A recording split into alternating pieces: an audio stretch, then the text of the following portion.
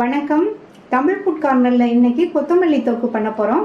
கொத்தமல்லி தழையோட உளுந்தம்பருப்பு நிறைய சேர்த்து பண்ணியிருக்கனால இது ஒரு ஹெல்த்தியான தொக்கு. கொத்தமல்லி தழை நிறைய இருக்கும்போது இந்த மாதிரி தொக்கு ட்ரை பண்ணலாம். இப்போ எப்படி பண்ணுறதுன்னு பார்க்கலாம்.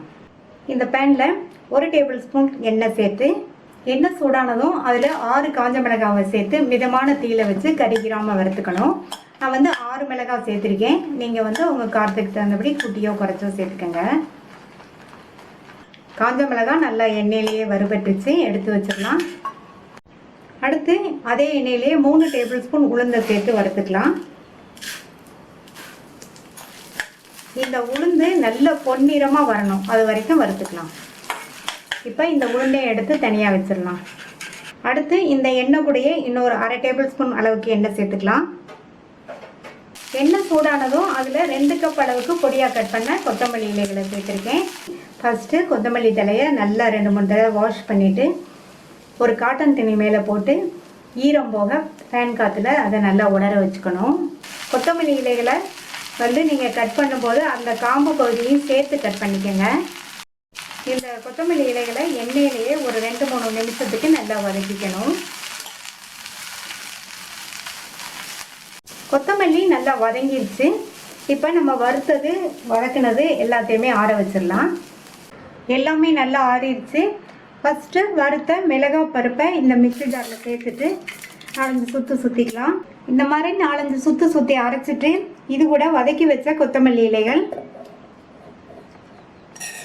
ஒரு பெரிய நெல்லிக்காய் அளவு புளியை 10 நிமிஷமாக தண்ணியில் ஊற வச்சுருக்கேன். அதை தண்ணியோடையே இதில் சேர்த்துடலாம். இதுக்கு இந்த அளவு புளி சேர்த்தா தான் நல்லாயிருக்கும். இதுக்கு தேவையான அளவு உப்பு, கொஞ்சமாக தண்ணி சேர்த்து இதை கொரகொரப்பாக அரைச்சிக்கலாம். இந்த பேனில் 2 டேபிள் ஸ்பூன் நல்லெண்ணெய். இந்த தொக்குக்கு பருப்பு வறுக்கிறதுக்கு, கொத்தமல்லி வதக்கிறதுக்கு எல்லாத்துக்குமே, கடைசியில் தாளிக்கிறதுக்கு எல்லாத்துக்குமே நல்லெண்ணெய் சேர்த்துக்கோங்க.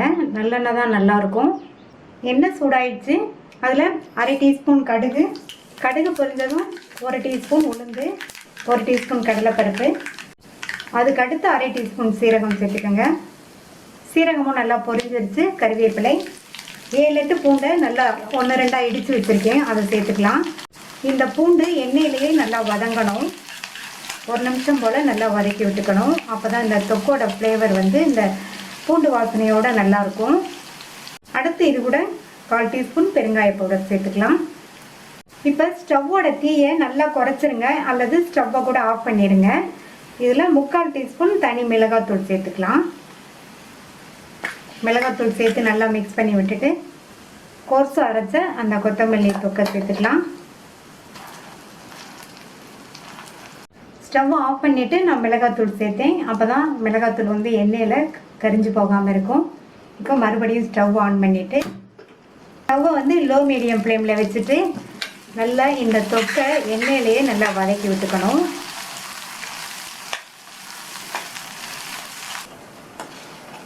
நல்லா மிக்ஸ் பண்ணி விட்டாச்சு.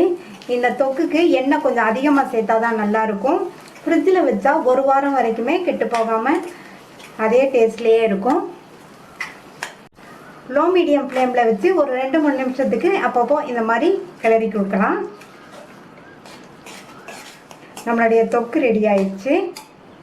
ஸ்டவ் ஆஃப் பண்ணிடலாம். இப்போது நம்மளுடைய டேஸ்டான கொத்தமல்லி தொக்கு ரெடி ஆயிடுச்சு.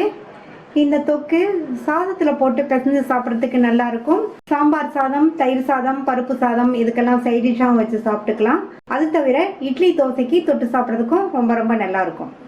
இந்த சுவையான கொத்தமல்லி தொக்கை நீங்களும் ஒரு தடவை ட்ரை பண்ணி பார்த்துட்டு உங்கள் கமெண்ட்ஸை சொல்லுங்கள்.